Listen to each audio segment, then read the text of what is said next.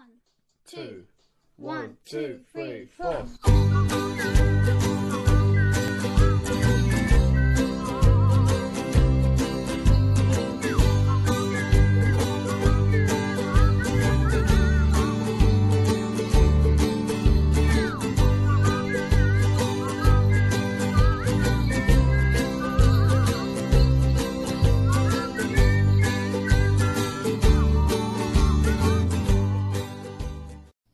Hello guys, and welcome back to my channel.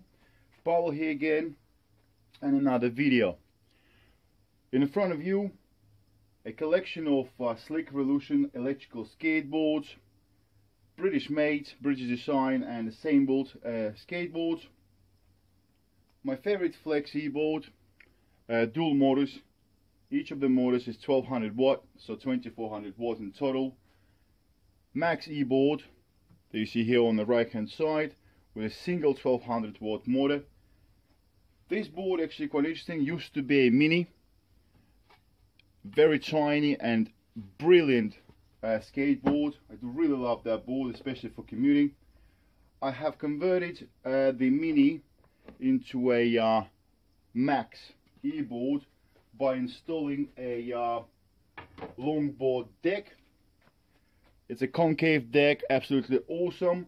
If you guys are interested, I'm going to leave the link to the video on how to convert mini e-board into longboard, or longboard back into mini board. So if you are interested, take a look. It's right there in the description. So I want to cover a couple of things today. So first thing I want to talk about the difference that I find between the Flex e-board and Max board, benefits and well, benefits of each board. So benefit of Flex e-board, obviously the power behind this board, because it does have dual motor, absolutely perfect. Got the Flex deck, that's fine, but if you have Max e-board and you got a bamboo deck on it, it does have Flex on it as well, absolutely beautiful. Big benefit of Max e-board is, I believe, the design of the battery. It does not have this connection, the cut in the battery case where the battery itself connects to the speed controller. So less chances the water will get in there. So that's a big plus for this older type of the battery case.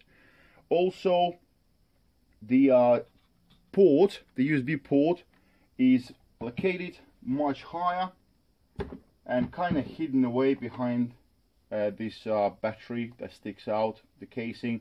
So I think it's a bit better design, because it's not as prone to water damage, which you shouldn't be riding in boards in water anyway. But if you happen to have, well, there are some benefits about this old style battery as well. So the next point, or next benefit of the single motor board, is much lighter. Flexi board is 9.5 kilos, or 8.5, 9 kilos. I believe it's about 9 kilos, and Max will probably be about 5.5, 5.8 kilos. So much easier to carry around. So these are kind of quick, like a blitz of differences between the boards, and I just wanted to mention, just to people who may be out there thinking, what should I go for? Obviously Max will be much cheaper as well. Okay, I would recommend this Max e-board for the rider. It's not too heavy. I mean, I'm 110 kilos and I'm fine. I'm using this board and she does act fine, but not as good as dual motor. I had the pleasure to ride all three boards, the Flex e-board, Carbon, Max and the Mini. What are the things I would recommend to change or upgrade to straight away? And I think those things are a must, and maybe for the company to actually have those things installed, hopefully in the future, when you actually buy the board from the start. So thing number one, at least for me, is definitely replacement of the bearings. You got to upgrade the bearings, guys. It's completely different board when you do so. The wheels are spinning so much longer and smoother, it's beyond belief. There's a video I have about replacing the bearings. I will stick it into the description as well. Check it out if you want to. And also, quite important change that I would definitely recommend is swapping the road wheels for a Monster off-road rough stuff wheels. It could be just me, but I have definitely loved these wheels.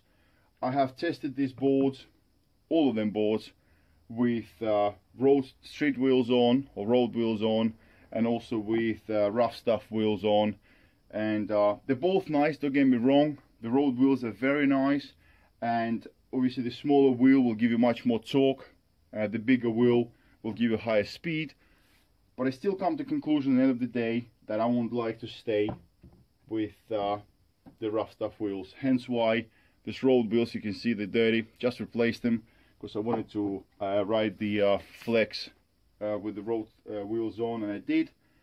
But I'm taking the board out tomorrow, and it's going to be the Max and rough stuff wheels back on it.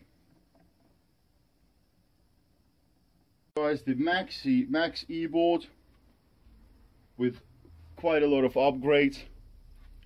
Rough stuff wheels on for starters, also the upgraded bearings. I got my deck edge protector on. I definitely recommend this deck edge protector, especially if you travel a lot on underground or buses. As you can see, there's a dent and scratches here on the rubber. That's because when you rest the board, that's pretty much the contact point of the deck and the floor. So when you move it about, you have to worry about damaging your deck. What I'll do is I'll stick the video on how to make this deck guard in the description below as well, guys, if you're interested. So, perfect, absolutely perfect board. What is missing in this picture?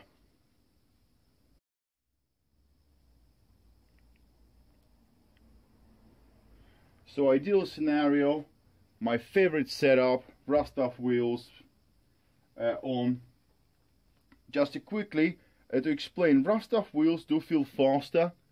I do kickstart the board anyway, so I don't really need for it to be torquey. I'm not going to take the board from 0 to the top speed. I always push start, it saves the battery.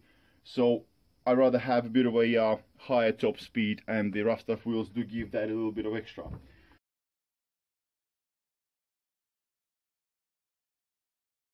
So, what else is missing on this board? One thing is missing on this board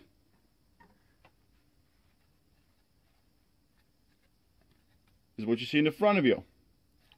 This is my prototype of the mudguards. Just taking them off the flex. I had all day on my flex today. This kit was installed. It doesn't rattle. It's still in one piece. Perfect. So, I'm going to install this mudguards onto the Max. I'm gonna have a go with this on tomorrow, see how it handles. It's gonna be absolutely fine because they do match. You can use this mudguards for pretty much any electrical board. If you guys missed the video, I have a video on how to make these, and I'll stick it into the description below as well. If you want to check it out, check it out. In order to install the mudguards on Max E board, you need to replace these 2 screws here on the front of the board for a longer screw, and that's what I'm doing now. So much longer screws are now installed. I have replaced the original lock nuts with a normal nut, and they much thinner, or a little bit thinner, purely for a reason that I want to keep the mudguards as close to the deck as possible. So the way to install the mudguards now is simply by sliding them on over the bolts. And at this moment, or at this point, I will reveal the upgrade to my original design. So my original design was for the mudguards to go underneath the original bolts. So pretty much you're stuck with mudguards all the time. But what if you don't want your mudguards? What if you want to have them in your bag because they're very light They're very durable, and you just want to have them just in case if you're stuck in the rain or something like that and you have no other choice but to ride the board. So I came up with a solution, and now what we're going to have is a quick release mudguard system. So what I'm doing at the moment, I'm fixing the mudguards down, and it took me, well, 5 seconds. That's it. Mudguards are now installed, and they look quite nice. Even on the Max board, it doesn't have any carbon on it, but because I have changed the wheels now for the rough stuff wheels, actually does look pretty cool. So no mud guards on the board. Take the mud guards out of your bag, put them over the bolts, use the quick release fixing,